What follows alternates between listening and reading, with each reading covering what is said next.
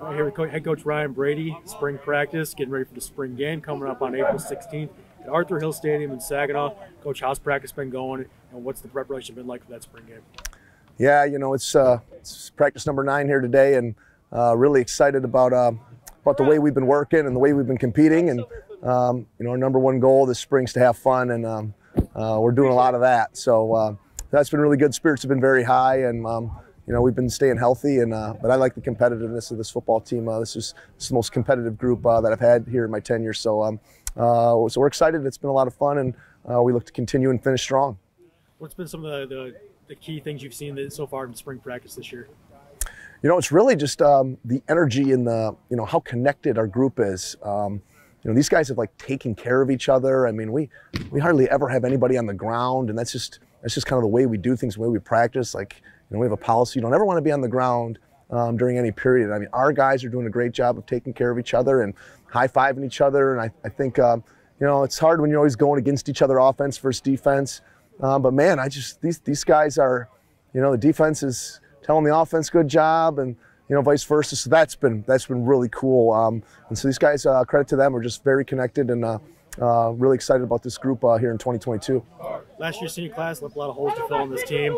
But what have you seen so far in this spring practices that allowed you to be able to see where you're going to be able to fill those holes in? Yeah, we've had a couple great recruiting classes, and so this has been a great opportunity to get a lot of these young guys a lot of work, and they have been getting a lot of work because we got some of our older guys that are banged up and have had surgeries in the off season. So it's been unbelievable for our young guys and the development that we've seen. I'm really excited about the future here. Really excited about 2022. But yeah, the kids are just working really hard. Coach is doing a great job coaching, and we're going to just continue to look to grow as we wrap up and finish spring ball here. Was it sentimental at all today having the last practice on this specific piece of turf here at the Wick Stadium? You know, it is. We talked about it. I told the guys this is the last time you're ever going to be on this turf and kiss it goodbye. And so guys were taking their helmets off and getting down there and kissing it. You know, and the coach, can I take some turf with me? And so I'm sure we're going to have lots of turf here. But, you know, definitely excited about, you know, the new turf and some other things that are happening here in the stadium. And so definitely exciting time. Very appreciative you know, for our administration and all the work they do to get us a new turf field. It's going to be really cool. Looking forward to a couple weeks. Spring game at Arthur Hill Stadium.